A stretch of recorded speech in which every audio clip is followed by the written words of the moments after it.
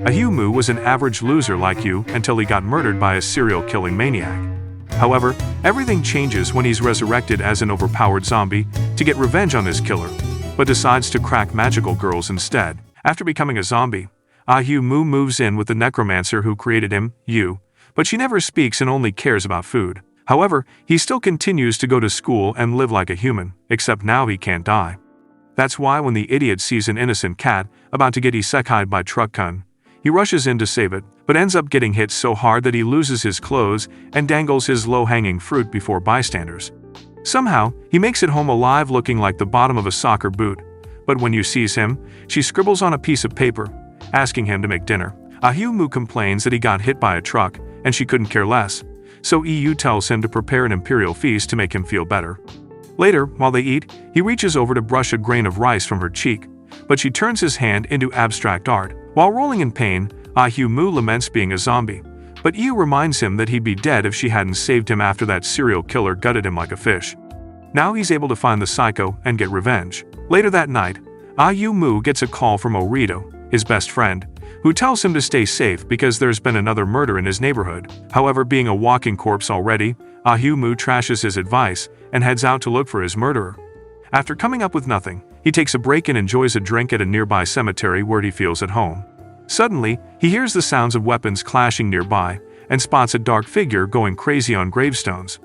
While he freaks out, a girl named Haruna jumps out and tries to isekai him with a chainsaw.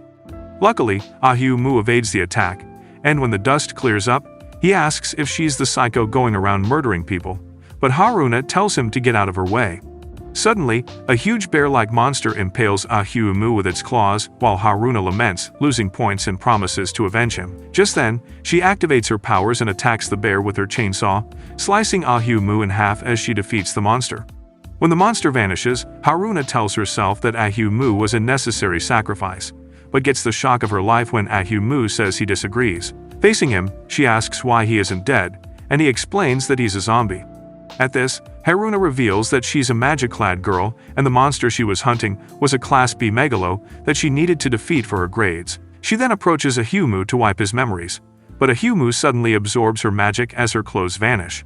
On realizing this, she tries to stomp his eyes out of their sockets and demands Ahimu give back her magic. Later at Ahimu's house, Ahimu asks Haruna why she followed him home, and she responds that she won't leave until she gets her magic back. Ahimu then says he doesn't mind as long as her screams don't bother the neighbors. After this, she asks to borrow his phone, but when he gives it to her, she starts treating it like a touch-triggered bomb, surprising Ahimu, who then asks if there are no phones where she's from.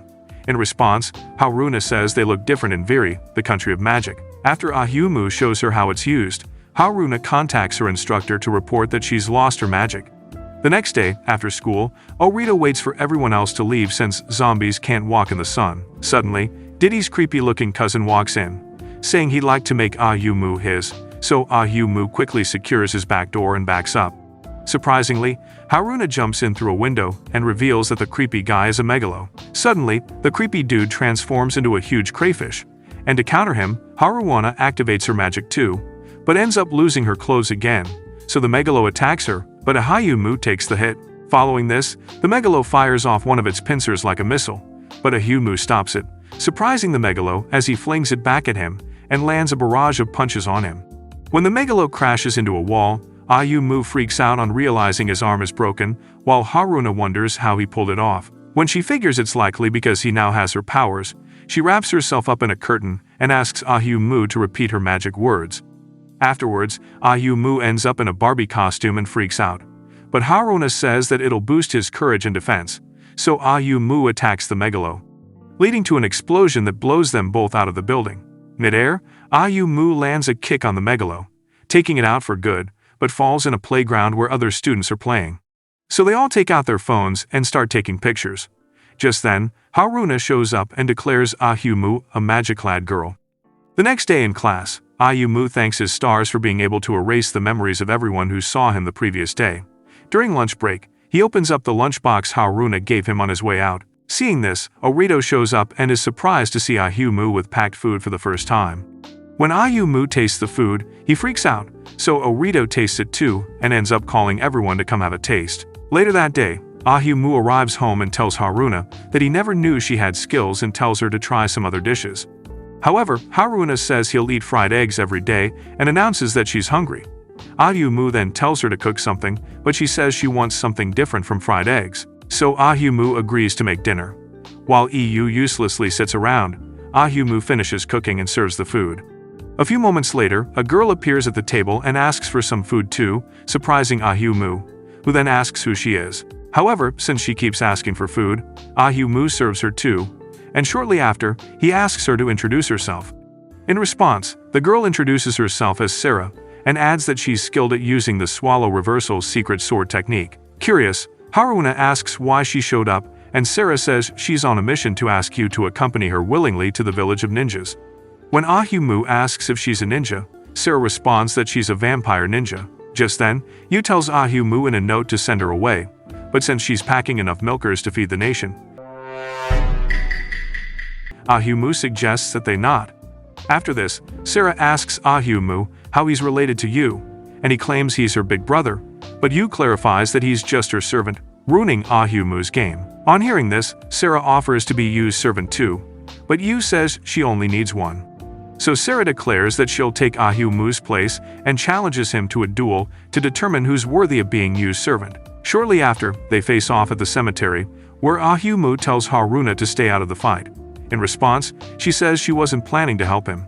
Me personally, I wouldn't take this level of disrespect. Facing Sarah, Ahu asks if she's really planning to eliminate him, and she says it's necessary for her mission. She then points out that Ahu isn't human, surprising him with how she found out, so Sarah repeats that she's a ninja. She then summons her weapon, threatening to keep cutting Ahu till he can't take it anymore. When Ahu points out that zombies feel pain, Sarah asks if he'll admit defeat, but Ahu says that his master asked him to send her away. Suddenly, Sarah attacks, but Ahu evades her attacks. Just when Ahu starts feeling like the final boss of the cemetery, she vanishes and clobbers him from behind using her swallow reversal technique. After this, she says it's unbelievable that a weakling like Ahu calls himself Yu's servant. When Ahu gets back up, Sarah keeps attacking him from the shadows and then goes on a full rampage, marking him with her sword. Moments later, she hacks off Ahu's hand and runs him through. Just then, Ahu grabs her sword, saying she can't use her secret sword technique anymore as he hits her with a headbutt. Unfortunately for him, it's just a clone, so Sarah attacks from above. Suddenly, Ahu hurls his hand at her and knocks her out of the sky, but as she falls, she throws a shuriken at him, making him collapse. Afterwards, Sarah admits defeat and says she finally realizes why Yu chose him as her servant. She then says she'll allow Ahu to return home in peace, since it's the pride of a ninja. When she bids him farewell and vanishes, Ahu comments that she was formidable. On getting home, they find Sarah there, surprising Ahu, who then asks why she hasn't returned home. In response, Sarah says the house is now her home. Annoyed by this, Ahu reminds her that she lost the duel and reminds her about the pride of vampire ninjas. But Sarah points out that completing her mission at any cost is her pride as a ninja, so she offers to be Ahu's servant just to be close to Yu. However, this turns Ahu's freak on, as he points out that she'll have to obey every one of his orders. When he starts getting nasty ideas, Sarah points out that she won't be doing any of that.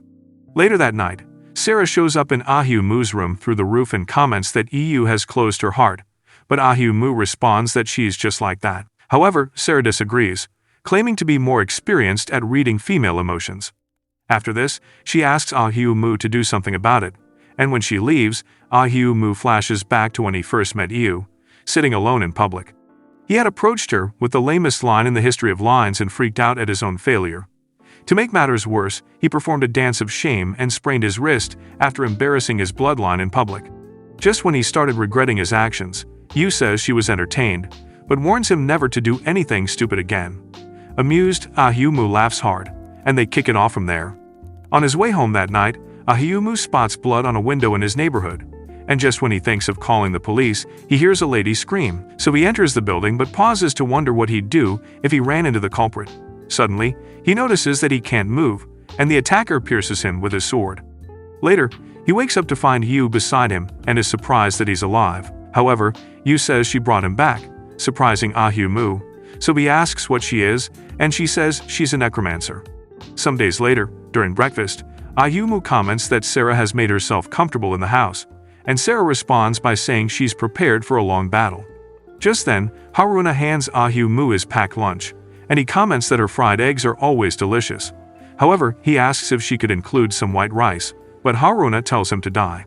Suddenly, Yu slams the table and tells them not to speak of death casually.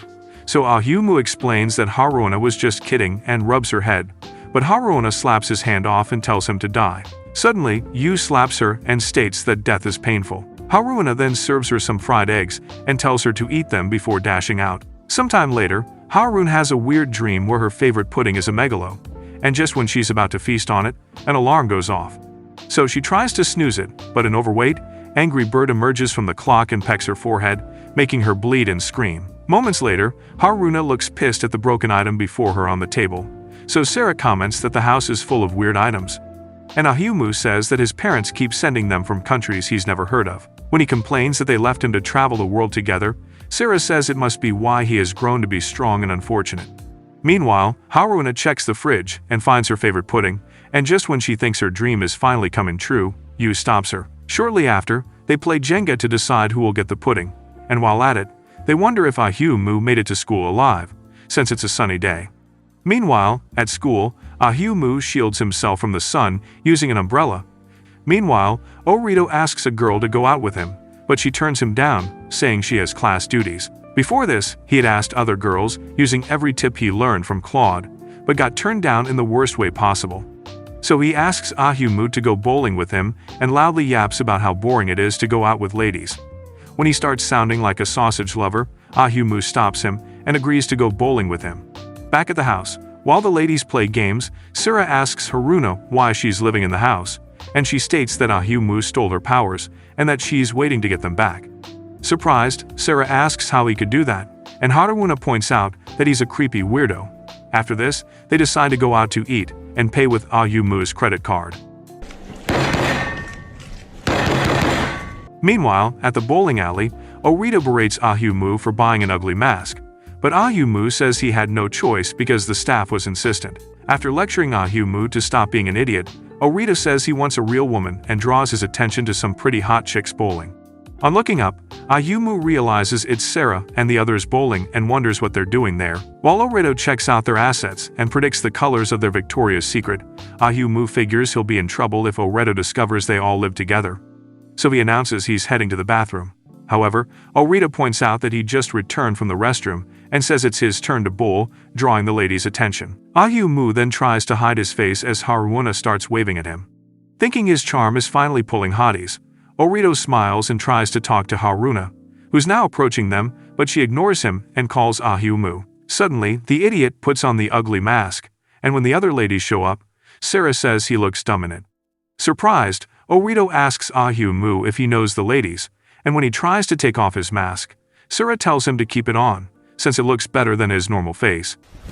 Emotional, damn it! At this point, Orito asks Ayumu how he knows the ladies, and Haruna reveals that they all live in his house.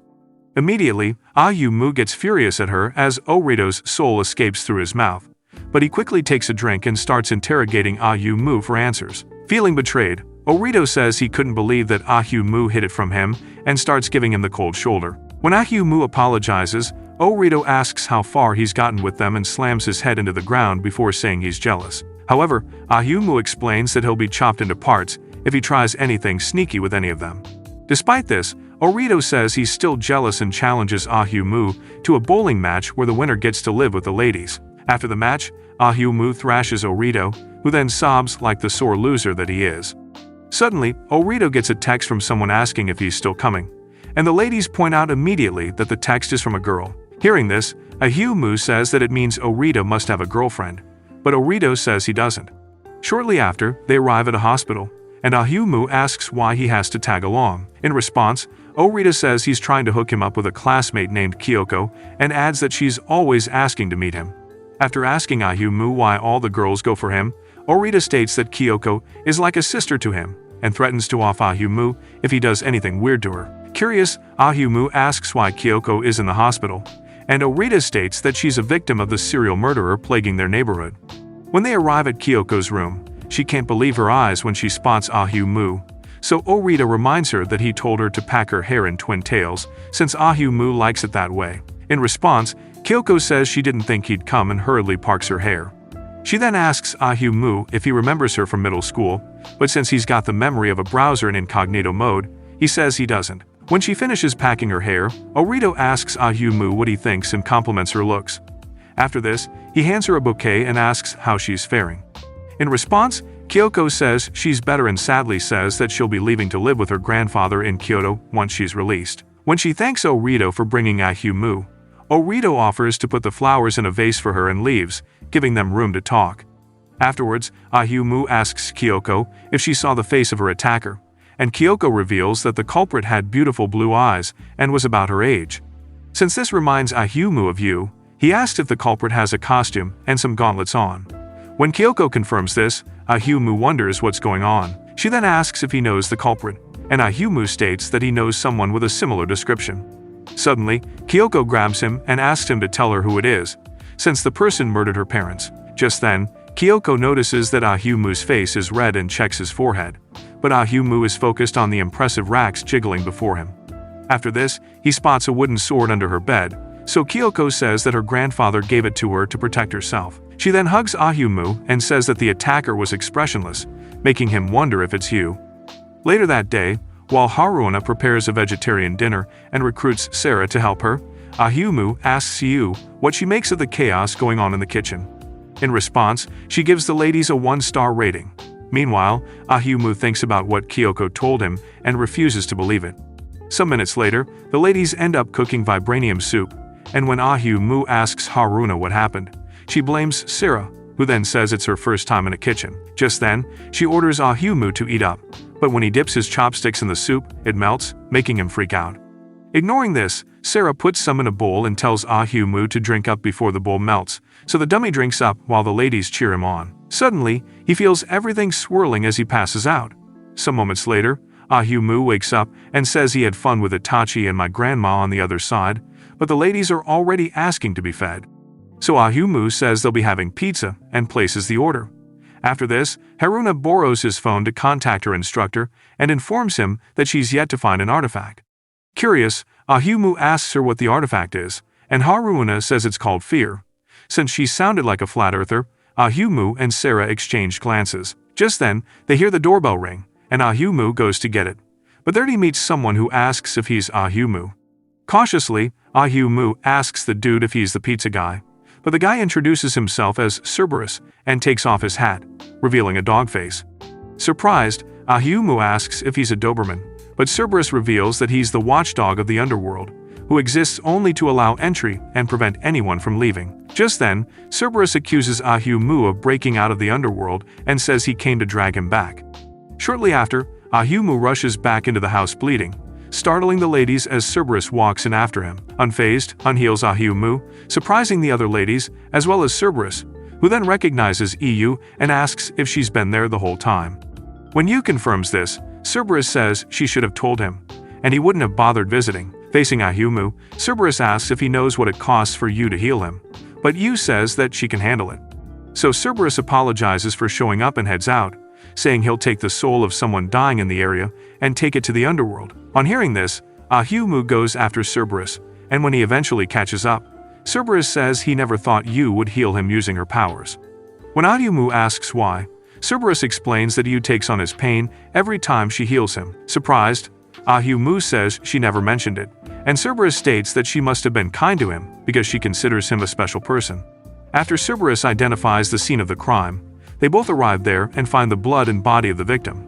However, Cerberus points out that many souls haven't been making it to the underworld after their death and states that they must have been sacrificed as an offering since the soul of the dead grants an unbelievable amount of power. Curious, Ahumu asks who the sacrifices are being made to, but Cerberus says he only knows the being as the king of the night. While they talk, the attacker emerges from the dark and stabs them both, reminding Ahumu of the first time when he was attacked. While they bleed out, Cerberus tells Ahumu to take care of Yu and vanishes.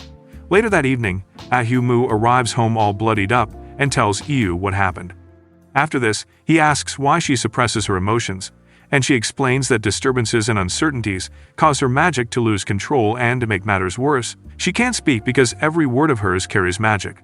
Ah-Yu-Mu then asks if she can make a sound at least, but Yu says that she feels pain when her words become magic, and adds that her blood grants immortality. After this, Ah-Yu-Mu asks why she dresses the way she does, and Yu states that she wears her gauntlets and armor to suppress her magic, since she has no control over it. Just then, she starts sobbing and says that Ah-Yu-Mu must hate her now that he knows she's a monster. On hearing this, Ah-Yu-Mu freaks out and says all he sees is a kind girl. He then rubs her head and tells her to laugh whenever she feels like it, and promises to handle whatever happens. Some days later, a megalo whale swims above the city. So Sarah flies Ah-Yu-Mu towards it and launches him at the whale. However, Ah-Yu-Mu was only able to knock a button off the whale. When he lands, Sarah tells him not to cause unnecessary damage with his lame attacks. Just then, Haruna gives her chainsaw over to Ah-Yu-Mu and tells him to transform into a magic lad girl, so Ah-Yu-Mu grabs the chainsaw and transforms into a magic lad boy. Facing Yu, he assures her that he'll take care of it and flies towards the whale. When Sarah catches up with him, she says his look hurts her eye. While he explains that he can't fly without Haruna's powers, the whale attacks them with a beam, but they dodge the attack, and the beam blows up some buildings in the city. Suddenly, Ah-Yu-Mu asks Haruna how he's supposed to defeat the megalo, and she tells him to cut its head off, but Ah-Yu-Mu realizes how difficult that would be. Just then, the whale attacks again, but they avoid getting hit as the attacks land on the city. So, Haruna activates her magic to prevent the whale from crashing into the city, but it is too heavy. Sarah then summons her sword and flies towards the whale to cut its neck open. Ah-Yu-Mu, on the other hand, starts boosting his strength, but Haruna warns him not to boost it any further, so he jumps into the clouds and descends on the whale with a kick that slices off its head. Sometime later, at the house, Sarah tells Haruna not to be afraid as she kisses her and proceeds to bite her neck. While she sucks some of Haruna's blood, Ah-Yu-Mu peeks through the slightly open door. Haruna then catches him peeking, so Sarah calls him a cultured peeping Tom. Later, she explains that she'd die if she didn't drink blood periodically, and having a continuous supply of blood helps her live easily. Hearing this, Ah-Yu-Mu asks why she started by kissing Haruna, wondering if she prefers women's blood to men's. However, Sarah explains that the kiss works like an anesthetic. However, when Ah-Yu-Mu recalls how skillful Sarah was with her lips and asks if she'd like to suck his blood next, she turns him down, saying there's a reason why she can't feed on a disgusting piece of crap like him. Curious, Ah-Yu-Mu asks what she means, but Sarah refuses to tell him. Meanwhile, Haruna tries activating her magic in her room, but ends up losing her clothes like before. Just then, Ah-Yu-Mu tries to open the door and tell her that dinner is ready, but she quickly shuts the door and tells him to always knock first. Worried that her food will get cold, Ah-Yu-Mu starts tugging at the door and ends up forcing it open, making Haruna fall. Shocked to see her without clothes, Ah-Yu-Mu pretends to cover his face while she calls him a creep and throws him out with a kick. So Ah-Yu-Mu tells her to get dressed and join them.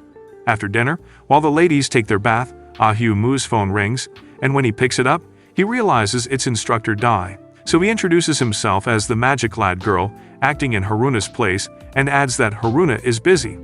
When he asks if there's anything she'd like him to tell her, Dai then reveals that she sent Haruna on a mission to get her an artifact known as Kai Tofu, but adds that she can abort the mission since she couldn't find it. On realizing she is talking about Kyoto Tofu, Ah-Yu-Mu says he can ask a friend to help. After this, he gets another call from Kyoko and says he was about to call her. Surprised, Kyoko asks if he needs something, and Ah-Yu-Mu says he has a little favor to ask, since her grandfather lives in Kyoto. Shortly after, Kyoko reveals that she has already left the hospital, so Ah-Yu-Mu suggests that they meet up at a great spot he recommended. Suddenly, he realizes that the other ladies were listening to his conversation, so he freaks out. The next day at school, Ah-Yu-Mu endures the heat of the sun, looking forward to meeting Kyoko.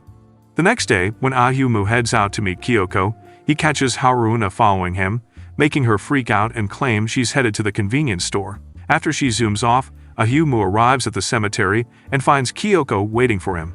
Afterwards, when they sit down to talk, Kyoko hands him the Kyo Tofu, and he thanks her while apologizing for asking her out to a weird location. In response, Kyoko says she's not scared since he's with her, and when Ah-Yu-Mu asks how much she paid for the tofu, Kyoko says he doesn't need to pay her back, since she's glad she got to do something for him. When she adds that she's jealous of his girlfriend, Ah-Yu-Mu says he's single to stupor, so Kyoko asks if she could volunteer herself. But since Ahyumu simply glances at her peaky blinders, she says she has a request to make as she approaches Ahyumu. Suddenly, stabs him, and says she wants his life, surprising him. When he collapses, Kyoko asks how many times she has to attack him for him to stay dead.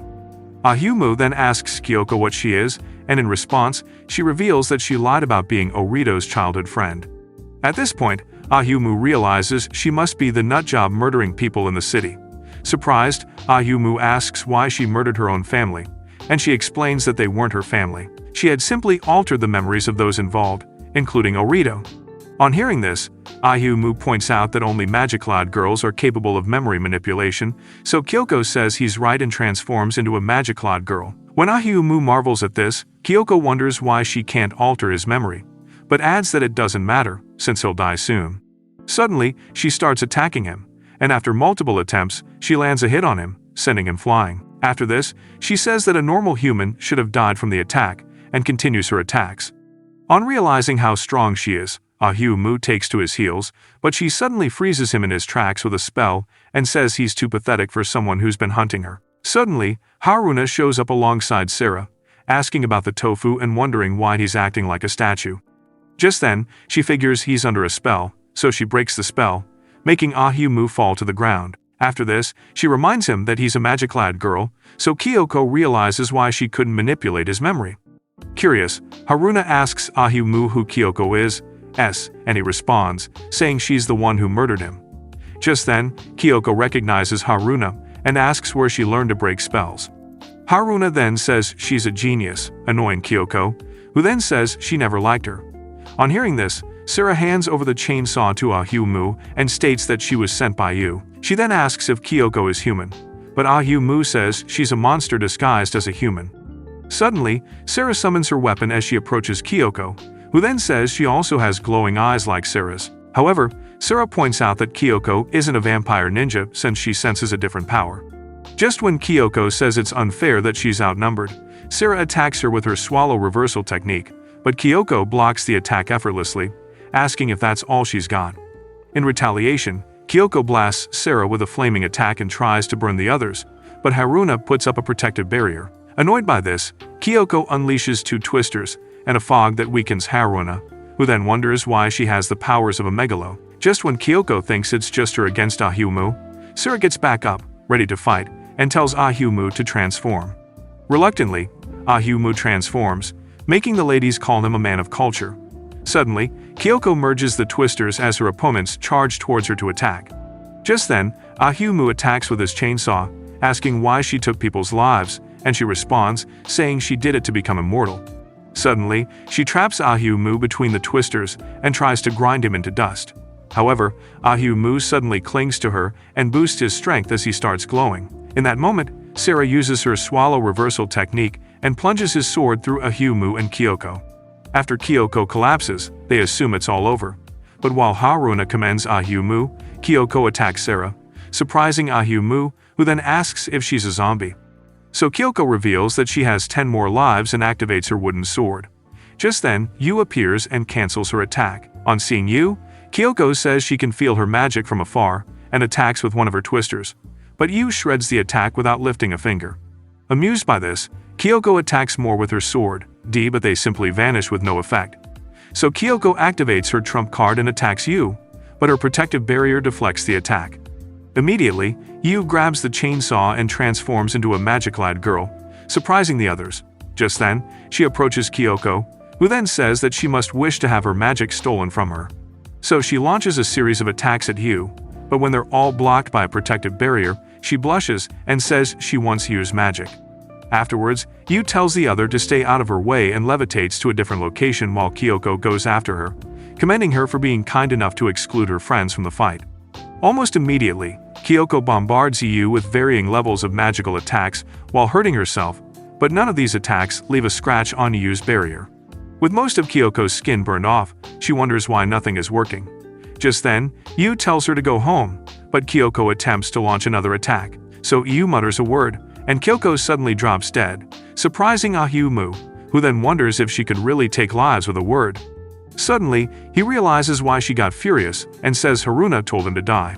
Surprisingly, Kyoko gets back up, and Yu ends her life again. When Kyoko keeps waking up, Yu keeps repeating the word and starts feeling pain in her head. Eventually, Kyoko blocks her ears and stops dying since she can't hear Yu's words. She then approaches her and launches a devastating attack that knocks Yu out and rids her of her clothes. Infuriated by this, Haruna grabs the chainsaw while Sarah announces that she's devised a new technique.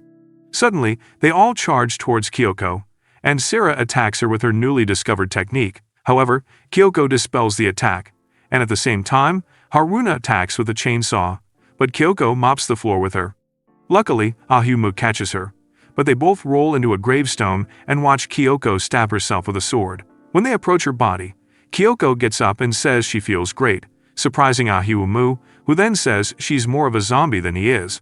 In response, Kyoko says she has lost a lot of the lives she has gathered and approaches them to take theirs. Suddenly, Ayumu takes the chainsaw and transforms into his Barbie outfit, while saying he won't let her take any more lives. However, Kyoko attacks him with her sword, but he keeps crawling towards Iyu's body. This annoys Kyoko, so she tries to split his head in half, but Ayumu catches the sword and shatters it, shocking Kyoko. Just then, Ayumu gets on his feet and says thanks to Kyoko for taking his life, since his life has changed ever since. After this, he grabs her hand and says he'll unalive her until she runs out of stolen lives. But Kyoko blasts some holes through him and freaks out, saying he's disgusting. Just then, Ayumu slices her open from below with a chainsaw, and before she gets back up, he tears her apart with the chainsaw, splashing her blood all over the place. When she's down to her last life, Kyoko gets scared and starts backing off, but Ayumu says she has to pay for stealing too many lives. So he drops the chainsaw and tries to punch her, but punches the floor instead, making her pass out from the shock. Later, when Yu awakens, she asks if it's all over, and when Ayumu confirms that it is, she thanks him for being a good servant. While they discuss going home to have a full-course meal for dinner, Dai appears and tends to Kyoko while saying she was worried that her student would be executed for her crimes. Curious, Ayumu asks who she is, and Haruna instantly recognizes her as Dai. Dai then asks what Kyoko did wrong, and Ayumu responds, saying she should have taught her student better if she were a good teacher. But Dai says she has millions of students and can't teach them all to be good. When Ayumu keeps roasting her, she flexes her magical muscles, almost roasting him as she says nothing good comes from fighting and suggests they all stop. After this, Dai says she'll be taking Kyoko home to re-educate her and asks for her tofu. Ayumu then hands over the defrozen tofu while saying it should still be good to eat. Just then, Kyoko awakens and speaks with the voice of a man, saying she's pleased to see Iyu doing well. While they all stare at her in shock, the voice tells them to chill out since he means no harm. Suddenly, Dai identifies the voice as the King of the Night and asks how he possessed Kyoko. Suddenly, Kyoko starts radiating a dark aura and says they'll meet again before vanishing, while Dai asks him to bring back her student. However, the voice bids Iyu farewell, so Dai points out that they've run into a troublesome fellow. She then promises to go after him and tells Haruna to keep up her good work. After Dai vanishes, Ayumu asks Yu if she knows the King of the Night, and she reveals that the black mist is the power of a zombie she once defeated. Afterwards, the serial murders stop, and one day, while Ayumu enjoys some rice balls he got from the convenience store with Yu, Haruna, and Sarah argue about the disaster they cooked. So he asks Yu if there are other zombies apart from him, and she responds that she thought there were none. After this, Yu reveals that she once turned the King of the Night into a zombie, but he got consumed by malice, so she unalive him. Curious, Ayumu asks if he was her lover, but Yu says he wasn't, so he assures her that she's got him and the angry birds bickering in the house. Just when he thinks he saw Yu smile, Haruna and Sarah show up with a pudding they made, but since he doesn't seem eager to die again, the angry ladies take their leave. So he asks Yu what she thinks about their life now, and she says it's not bad. Sometime later, Ayumu starts studying hard to avoid going to summer school, since he can't afford to go to school under the blazing summer sun. So Haruna starts tutoring him. However, while he should be learning simple arithmetic, Haruna teaches him rocket science. Surprisingly, while Ayumu writes the exams, he realizes Haruna's predicted questions were accurate, and while he writes, he glances out his window and spots her hanging there. So he scribbles on a sheet to ask what she wants, and she says there's a megalo on the loose. Suddenly, he tells her to keep it down, startling the entire class, so he apologizes. On getting out, Ayumu calls Sarah to ask if she senses any megalo around, but Sarah asks Yu, who then tells him the location of Harun and the megalo. So Ahimu heads and walks in the shadows to avoid the sun and gets a call from Dai, who then says that she'd like him to hold on to something for her just until she can pick it up herself. Curious, Ahimu asks what it is, but Dai refuses to reveal what it is. Instead, she states that it's fragile, warning Ahimu to be careful with it and to keep it away from Haruna. After the call, Ahimu realizes he's run out of shadows to hide under, so he tries to run the rest of the way under the hot sun, but when he starts melting like butter, he jumps into a flowing river. Meanwhile, in an alley, Haruna is getting the beating of her life from the megalo with the look of a horse, but since she refuses to give up, the horse unleashes a fog that weakens Haruna. Excited, the megalo approaches her to sample her fun-sized goodies. But Ahimu suddenly arrives and pulls the horse by its mane. Annoyed, the horse flings him into a wall, but Ahimu pushes himself off the wall and grabs the chainsaw before charging towards the megalo to land his attacks. Unfortunately, the rays of the sun shine into the alley, making Ahimu dry up, while Haruna screams, telling him to transform since he's up against an AA-class megalo. So Ahimu transforms in his sorry state and feels energized again.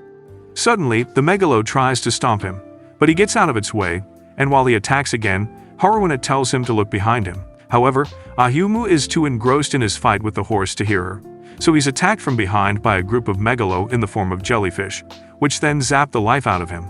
To make matters worse, the jellyfish's tentacles sneak up his skirt and fiddle with his valuables, while the others flock over to Haruna to fill her with their jellies. While the jellyfish fries Ahimu's brains, he screams for help, and a cloaked fellow suddenly lands in the alley, carrying a box. Suddenly, he takes out some bowls of food from the box and spills them over the megalo, making them vanish. After he takes most of them out, the last jellyfish standing attacks him from behind, but Sarah arrives just in time to take it out. Just then, the guy recognizes Sarah and runs towards her, but she takes him down in one swift move. Confused, Ahimu asks Sarah if she knows the boy and asks her to let him go since he saved their lives. When he asks her who the boy is, Sarah introduces him as Male, a vampire ninja from a faction different from hers. Annoyed, Male asks Sarah if she was trying to break his arm, and Ahimu also comments that Sarah went too far with the tackle. He then tries to help Male, but he tells Ahimu to get off him, and while this goes on, Haruna pushes Ahimu, and he falls on Male in a baby-making position. As they lock lips, Ahimu quickly gets back up, wondering why his first kiss had to be with a dude. But he gets the shock of his life when his hands feel something squishy on Male's chest, and realizes she's a girl. Suddenly, Haruna lands a punch on him, while Sarah sends him flying with a kick, as they both label him a man of culture. Afterwards, Male takes Ahimu and Sarah to her secret base to show them the secret of their pork cutlet soup. So they enter the facility where the dish is being produced on a large scale, and when they try out the dish, Ahimu comments on how delicious it tastes.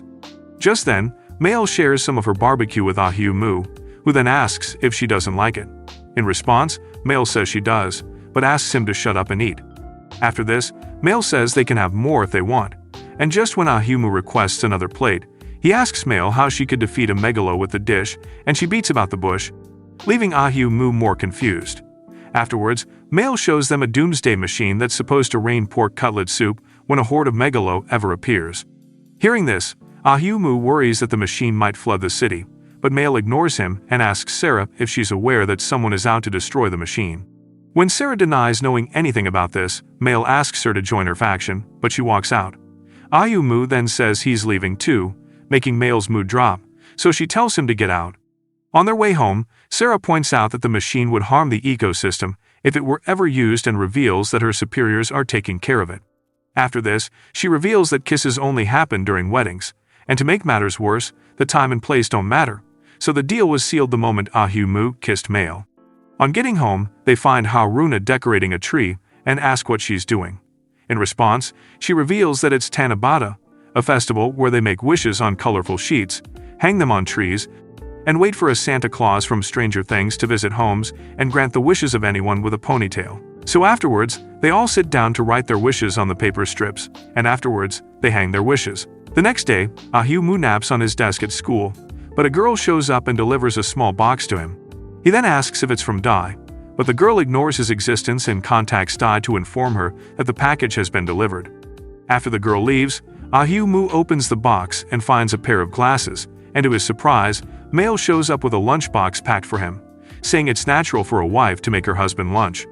Just then, Ahu-mu says that Sarah explained whatever she might be thinking to him and clarifies that the kiss was an accident. However, Mail flares up, saying it's not something to be taken lightly and blaming herself for not being ready for it. After this, she states that she had made up her mind in the moment and says she can't believe a whiner like him is her husband. When she says she's been looking forward to getting married, Orito shows up and calls her a nickname she hates. She then roughs him up and snatches Ahu-mu's glasses before putting them on him. Suddenly, Ahu-mu starts seeing everything beneath her dress and freaks out. Subsequently, Ahu-mu starts checking out every lady with a pair of glasses, and while he's having fun, some youngsters run past him and knock the glasses off his face. Feeling heroic, Ahu-mu jumps to save his treasure, but history repeats itself as he gets hit by a truck. Luckily, his clothes stay on this time, and when he crash lands, Ahu-mu checks the glasses, hoping they're not damaged. Just then, Sarah shows up and snatches them from him, and says they were sent to her. She then tries it on to see what he's been looking at with the glasses, and the moment she discovers it, she calls him a cultured degenerate. The next morning, Ahu-mu shows up in Haruna's dreams and tries to kiss her, but she snaps out of the nightmare. Meanwhile, Ahu-mu is busy cuddling his pillow while dreaming about you. So Haruna breaks into his room and stomps the life out of him by gate-crashing her dreams to do nasty things to her. Later, at the table, Sarah blames Ahu-mu, but he claims he's not responsible for her dreams. When she adds that she pities Mail for exchanging vows with trash like him, Ahu-mu reminds them that it was an accident. Meanwhile, Haruna prepares Ahu-mu's lunch and gets furious when she recalls the moment he kissed Mail. During break at school, Ahu-mu opens his lunchbox and Orito comes running, hoping to have some of his eggs, but pauses when he spots the ugly-looking meal. Ahu-mu then points out that it's boiled seagrass, and when Orito tastes it, he freaks out at how delicious it is and asks to have some. Somewhere else in school, Mail hits the shower after playing some sports and overhears some girls in Ahu-mu's class talking, so she asks to speak with them about something, so they head to a cafe where she reveals that she's interested in our ugly protagonist, amusing the girls, who then insinuate that she's making the biggest mistake of her life. When asked why she chose Ahu-mu, Mal says she has to learn to like him because of certain circumstances and reveals that she's never fallen for a guy before. After this, she says she wants Ahu-mu to like her as his wife, so the ladies point out that the way to a man's heart is through his stomach. So Mail imagines herself in an apron and nothing else, but she freaks out, saying she can't. After a waiter shows up to tell them to shut up, the ladies tell Mail that it'll be difficult to win Ahu-mu over, since his lunch always tastes delicious. However, this only motivates Mail to do it more. After this, the girls tell Mail to stop acting like a boy too, surprising her as she wonders if she's that unfeminine. The next day, Mail hands Ahu-mu the lunchbox she packed for him, saying it's her duty as his wife. Surprised, Ahu-mu asks if it's not the pork cutlet ramen she made last time. In response, Mail apologizes, but Ahu-mu says she doesn't have to, and opens the box. Seeing this, Orito tries to have some, but Mail stops him and says she wants Ahu-mu to have the first bite. Back at home, Sarah catches an arrow fired at her with a letter attached and checks the sheet, but finds it blank. So she figures it must carry a hidden message, so she puts on her pair of glasses. After school, Ahu-mu heads home feeling full, and Mail, who's acting on her friend's advice, waylays him at the gate and suddenly proposes that they walk home together. So he agrees, and as they walk along, Mail reaches for Ahu-mu's hand but stops when he asks what kind of house vampire ninjas live in. In response, she screams, telling him that their existence is a secret. Quickly, Ahu-mu silences her, making passers-by assume they're making out in public. Quickly, they get away from each other, and as they continue walking, Ahu-mu tells Mail to stop calling him her husband. In response, she says it's already been decided, surprising Ahu-mu, who asks if his feelings don't matter. Mail then assures him that she'll be a good wife. At this point, Ahu-mu says he hopes she won't be moving in with him, and Mail says she'd like to, but he's already living with Sarah.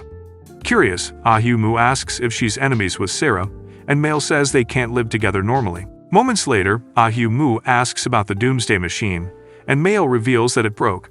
When it's time for them to part ways, Ahu-mu suggests that they remain friends since they get along, but Mail says they can't and promises to do everything possible to love him. When she tells him to like her back, bystanders comment on how shameless they are. Coincidentally, Haruna shows up, surprising Haruna to see her dressed like a sane person. Haruna then states that Sarah chose the outfit for her and states that she's there to pick him up. Seeing him there with another girl, Haruna kicks him and says she's pissed, so he promises to take her out later to thank her for helping with his exams.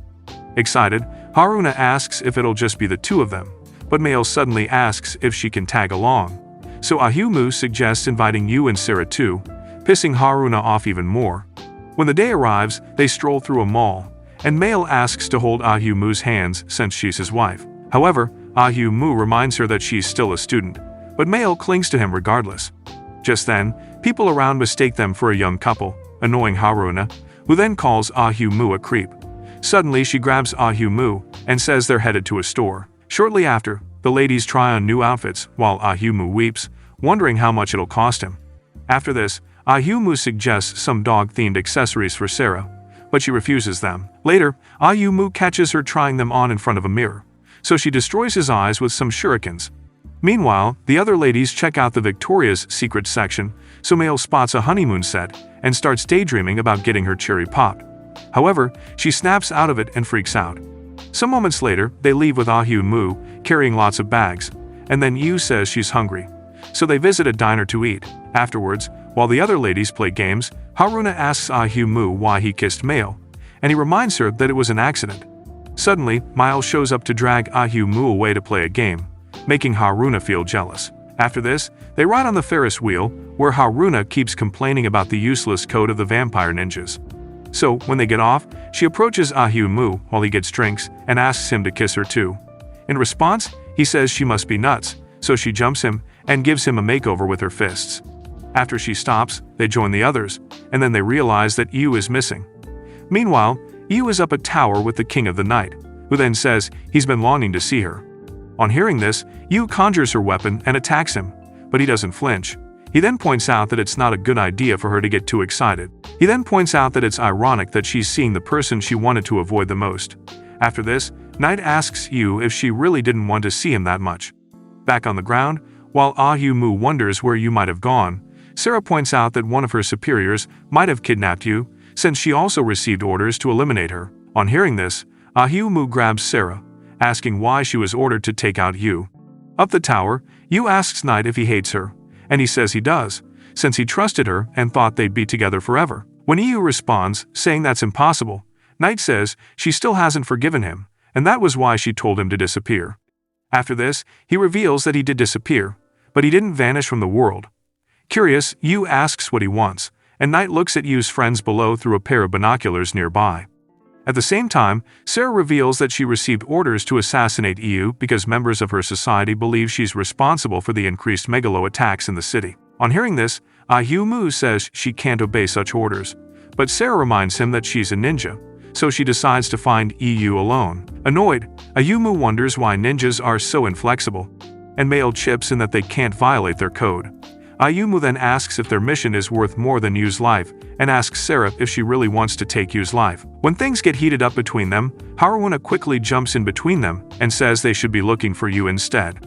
So, Haruna and Mail run ahead, leaving Ayumu, who then commends Sarah on always being honest, but Sarah rejects his compliment and says she'll abandon her mission. So they join the others in the search.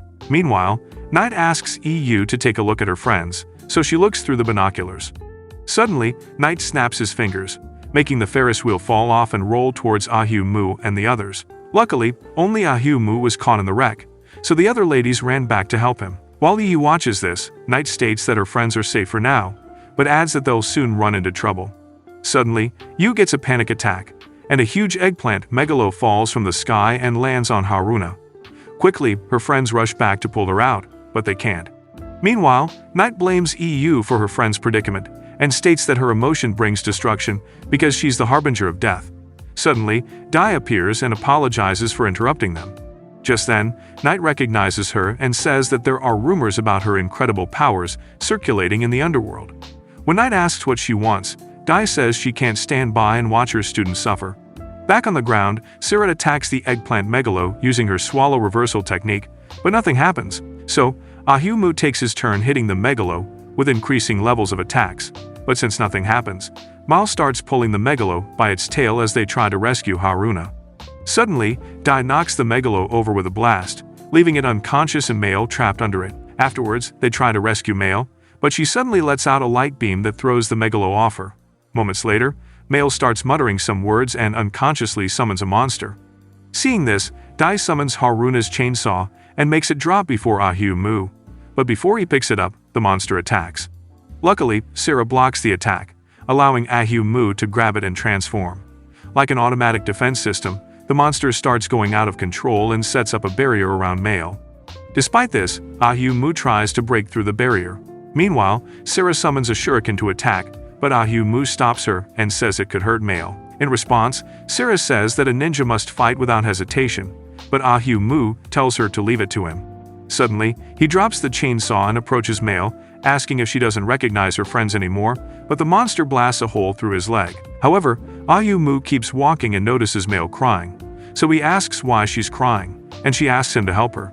Suddenly, the monster splits and prepares to self-destruct, but Ahu-Mu keeps reaching for Mail through the barrier. Just then, Mail tells him to stay back, or he'll blow up too, but Ahu-Mu says he won't let that happen. Eventually, he breaks through the barrier and hugs her, while she sobs and tells him to get away. In response, Ahu-Mu says he can't leave her, reminding her of their kiss. Suddenly, the monster absorbs the flames and vanishes, leaving Ahu-Mu, who then calls Mail the nickname she hates, so she punches him. Meanwhile, on the tower, Knight snaps his fingers again, striking Ahu-Mu with lightning, as he tells Yu that he won't give up until she grants his wish. After this, Knight and Dai vanish, while Yu gets sad and joins her friends. Surprised, they ask where she went, but Ahu-Mu says it doesn't matter and suggests that they head back home. After Mail parts from them, Yu says she needs to get some things at the store, so Yu stops at the store while the others head home. On getting home, Ahu-Mu checks his pockets and finds a farewell letter from Yu, so he dashes out to inform the others. Immediately, Ahu-Mu hurries back to the store but doesn't find Yu. She had left because staying with her friends would put them in harm's way. Afterwards, Ahu-Mu returns home and checks out the wishes they made during Tanabata, and realizes that Yu made a wish to stay with her friends forever. However, he remembers that he made a wish for none of the other wishes to come true, so he breaks down in tears. Suddenly, Haruna resets him with a kick and asks why he's moping around when they should be looking for Yu. Some months later, after Yu's friends have looked everywhere for her but haven't found her, Ahu-Mu considers giving up but figures there must be a way to find her, so he heads out. On returning to the house, he finds Haruna eating some potatoes, so she asks if he wants some, and he joins her. When they finish eating, they both report that they didn't find any traces of Yu after their search. Just then, they hear a sound, and when they check it out, they find Sarah lying on the floor and ask if she's alright. In response, she says she's back from her search, and shortly after, they sit at a table and ask her what happened. Sarah then reveals that she was attacked by a fellow conservative vampire ninja for abandoning her mission. Hearing this, Ahu-Mu points out that the vampire ninjas are taking things too far. But Sarah blames herself for approaching her comrades to seek information about Yu. When Ahu-Mu asks if she's okay, Sarah confirms that she's fine with the decision she made. After this, Haruna heads to the door to pick up a delivery of some spaghetti she ordered, but to her surprise, a violin was delivered instead, surprising her as she points out that it's not what she ordered. However, when Sarah sees it, she identifies it as a very high-quality violin that brings her memories. Ahu-Mu then asks if she plays the violin, and Sarah confirms that she was in her village's orchestra. So Ahu-Mu tells her to play something, so Sarah plays the violin. Later that night, Ahu-Mu heads out and sits somewhere while munching on a snack and thinking about Yu.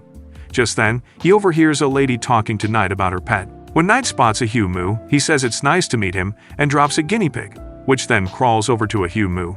Just then, he explains that animals are drawn to zombies' stench of death, making Ahu-Mu realize that he's the other zombie Yu created. Knight then asks Ahu-Mu about Yu and asks if she has grown tired of him. Just then, Haruna and Sarah show up, and when Ahu-Mu tells them to stay back, Haruna says he can't order them around. So Knight asks if Yu returned to the underworld, and Ahu-Mu responds, saying he was hoping to ask him the same thing. Seeing that they're as clueless as him, Knight decides to unalive them all, but just as Haruna wonders what's going on, Ahu-Mu tells her to stay back and says he'll handle Knight.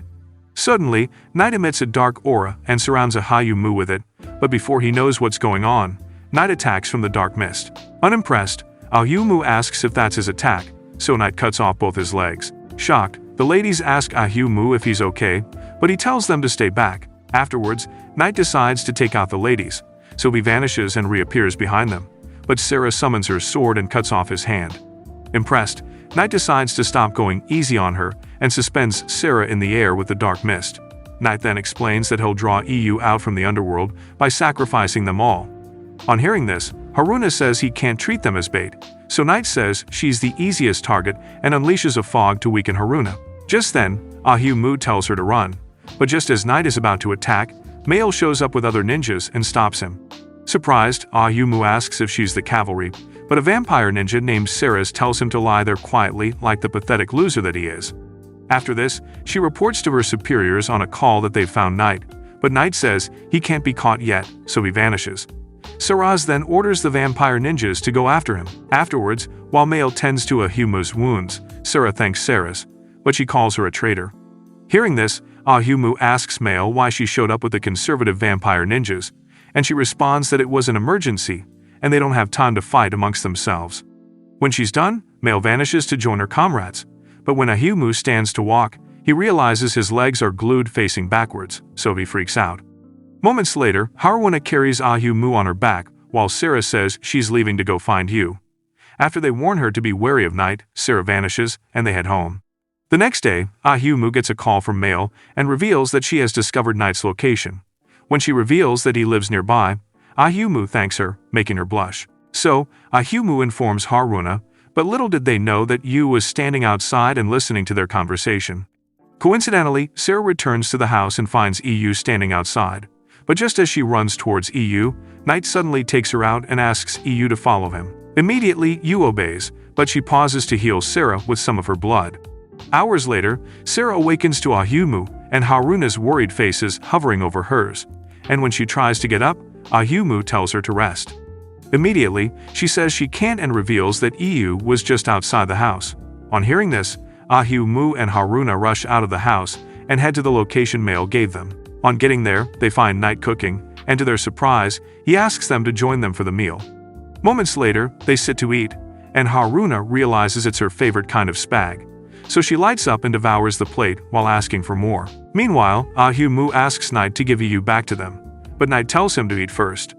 When Ahimu refuses, Knight asks him how it feels to have an immortal body, and points out that living for eternity must be boring. Ahimu then says he doesn't care, and suddenly, Saraz and Mail barge in. Just then, Knight rises and realizes that the building is surrounded by ninjas. So he holds you, and when Ahimu tells him to let her go, Knight says he can't, or she'll disappear again. Suddenly, Knight engulfs Haruna with the black mist and sets a time bomb on her head. Haruna then gets angry and complains about it, but Knight assures her that everyone will get blown up. Suddenly, Knight jumps out of the window, and Ahimu stretches his hand to pull Yu back in. Yu tries to take his hand but stops halfway, surprising Ahimu. Just then, Knight vanishes with Yu, so Ceres orders the ninjas to go after him. Afterwards, Haruna says she can't detach the bomb from her head, so they try to figure out a way to defuse the bomb. However, the bomb jumps onto Mail's head, and while she freaks out, Haruna says it's a parasitic time bomb. Shortly after, they decide to stop the timer, and Haruna suggests that they cut a wire without thinking. Before they all agree, she cuts the wire with her chainsaw, and the timer stops for a while. However, the timer suddenly starts running faster, so Ahimu places the bomb on his head and assures them that he's a zombie and he can't die. He then jumps out of the window, and the bomb blows him up. Later, the ladies search all over the city for parts of Ahimu's body, and when they gather them, his body parts merge, leaving Ahimu unconscious while the ladies watch. When he doesn't wake, Haruna tries to give him mouth-to-mouth, but Mail stops him and says it's his wife's job. Suddenly, a quarrel ensues, so Sarah decides to awaken him with her village's secret medicine. After putting the pill in Ahimu's mouth, he convulses and exhales some gases, and just then, Sarah realizes she fed him her village's secret poison instead. Hours later, Ahimu's friends wonder why he's still not awake, so Sarah guesses he might not want to wake. Meanwhile, in another dimension, Ahimu sees Haruna, Sarah and Mail berating him for being too weak, and as they bid him farewell, he suddenly starts drowning. At the same time, Dai shows up at Ahimu's crib and asks Haruna if she invited her all the way from Viri to find out why Ahimu isn't waking up. In response, Haruna blames herself for Ahimu's fate, since the bomb was initially attached to her. Hearing this, Dai says that Ahimu must have her spellbound to have her so worried about him. Suddenly she touches Haruna's head, making her pass out. Meanwhile, in the afterlife, Haruna appears to Ahu-Mu and punches some sense into him while berating him for thinking Yu chose Night over him. After thrashing him with her fists, Haruna pleads with Ahu-Mu to return to them. Shortly after, Ahu-Mu awakens, asking Haruna why she won't go easy on him even in his dreams. In response, she says she likes to put in her best at everything, so Ahu-Mu pats her head while Dai takes her leave. Somewhere else, Sarah runs into Saris, who then throws a package at her and says she'll need it. On returning to the house, Haruna informs Sarah that Ahu-Mu is awake, and while he stares out the window, Sarah informs him about a megalo. In response, Ahu-Mu says it's Night at work. On a tower somewhere in the city, Night tells Yu that he'll destroy the city because she wouldn't let him die. Shortly after, Ahu-Mu and Haruna arrive at the tower, so he tells Yu to go back home with them. She throws a paper plane at him, and when he opens it up, it's Yu asking if things weren't peaceful without her. In response, Ahu-Mu says they need her and adds that he doesn't care about whatever trouble she might attract. When Night asks if they're just going to ignore his presence, Haruna screams, telling him to read the room, while Ahu-Mu asks Night what he's planning. Night then says that he had Yu summon a megalo just to see how beautiful she is when sad. After this, he points out that the city will soon be destroyed and asks her to end him and put a stop to it. However, when Yu refuses, Night says she's cruel. So Ahu-Mu comments that Night is pathetic for failing to understand Yu. Meanwhile, Sarah stands on top of a tower as the summoned megalo emerges from the skies. Earlier, Saras told her that only the melody played by a vampire ninja who has drunk the blood of Yu can seal the gates of the underworld. So when the megalo unleashes some ghosts to plague the world, Sarah unboxes the violin, but just as she starts playing, the ghosts vanish. Back on the tower, Night explains that he was excited at first when he became immortal, but the world instantly lost its color. Just then, Yu says she doesn't wish to take any more lives, so Night says he'll enjoy watching her sad face until she changes her mind. Just then, he approaches Ahu-Mu to attack him, since hurting him makes Yu sad, but Ahu-Mu responds with a punch. Unfortunately for him, Night dissolves into the black mist, evading his attacks, until he collides with the glass windows. Shortly after, Ahu-Mu gets back up, and as his wounds heal, he says he can't die from his wounds. Suddenly, Haruna's chainsaw starts vibrating, so she grabs it and suggests to Ahu-Mu that they transform together, so they both hold the chainsaw and transform. Meanwhile, Sarah keeps playing the violin and taking out more monsters, but the gigantic megalo in the sky starts unleashing more monsters. Suddenly, more vampire ninjas show up with violins to support her, and as they play together, the huge megalo starts retracting into the sky. At the same time, Ahu-Mu and Haruna jointly attack Night with the chainsaw while boosting their powers, resulting in a massive explosion. Just then, Night gets back up, but this time, when Ahu-Mu attacks him, he gets thrown all over the place, so he asks Night why he can't understand Yu's reluctance to unalive her friends. But Night throws him into a wall and tells Ahu-Mu that he speaks too much for someone who just met Yu. Annoyed, Ahu-Mu punches Night while asking if he knows about Yu and how she feels. As a result, Ahu-Mu punches a hole through Night's head while Yu cringes from the sight. Outside the tower, the vampire ninjas play the violin, eliminating the megalos and pushing the huge one back to where it came from. Afterwards, Night tells Yu that he's had enough, so she moves close to him and whispers in his ear. Suddenly, Night vanishes and apologizes while Sarah and her comrades put an end to the megalo attack. Afterwards, Ahu-Mu asks Yu if she's leaving again and asks her to stay with him this time. In response, Yu says he's being selfish, and Ahu-Mu agrees with her, saying she's only allowed to do what he wants. Just then, Yu faces him and speaks for the first time, saying she'll stay by his side. Excited, Ahu-Mu hugs her, so she asks if he'll do something about her fate, and he says he will. Shortly after, Haruna shows up with loads of dolls and says she was taken around the world by the black mist. Later that night, Haruna announces that they've won a ticket to a spa, and they all celebrate as they decide to go together. Some days later, at the resort, Sarah steals everyone's attention with her mega jugs, making Huan feel like the bronze trophy no one wants. Just then, she gets pissed at Sarah for flaunting her Milky Way orbs for everyone to see. When Sarah pretends to be clueless, Haruna says she'll grow bigger melons the following year, but Ahu-Mu objects to this. While they argue and bicker about this, Yu shows up in a swimsuit, surprising everyone, especially those who then compares their mini saucers. Afterwards, Ahu-Mu watches Yu swim, but Haruna interrupts him with a kick and demands that he look at her too. Sarah then joins that and tells Ahu-Mu that the way he stares at a woman for that long is disgusting. Suddenly, Mail shows up with her friends from school and says that Cupid must have orchestrated their meeting. However, Ah-Moo points out that it's just a coincidence. Later, the ladies get in the pool and play pool ball while Ah-Moo watches them from the bar. Just then, Saras comments that he's got the look of a cultured degenerate, startling Ah-Moo. He then points out that EU seems to be having fun, and Saras responds, saying that the battle was difficult. However, Ah-Moo downplays this, saying it's nothing to a zombie like him. Suddenly, Haruna throws a pool ball at Ah-Moo, which then hits his face and knocks him off his chair, leaving him furious. In the evening, a carnival starts, and as Ah-Moo strolls around, he finds Saras performing on stage and spills his drink in shock. Luckily, he spots Orito among the crowd cheering her on, so he asks him who the monstrous idol is, and Orito explains that she's the lovely Kirara. On hearing this, Ah-Moo recalls seeing Saras in action while Orito worships her. Suddenly, Sarah shows up and can't believe her eyes when she realizes too that it's Saras on stage, so Sarah vanishes and reappears on stage, interrupting Sarah's performance. When Saras asks what she wants, Sarah points out that ninjas are meant to live and die in the shadows, and asks if she's currently on another mission. However, Saras denies this and explains that she might be a ninja in the shadows, but she is a lovely Kirara in the light. Watching this, the crowd thinks it's part of the performance, so they keep cheering. While Ah-Moo marvels at this, Orita thinks Sarah is also an idol, making her debut. Suddenly, Sarah also appears on the charts as a new idol, and as her numbers increase, she rises on the charts. Seeing this, Saras berates Sarah for deceiving her, while Sarah tries to prove she's innocent. Meanwhile, Haruna sees this and freaks out while Sarah and Saras argue on stage.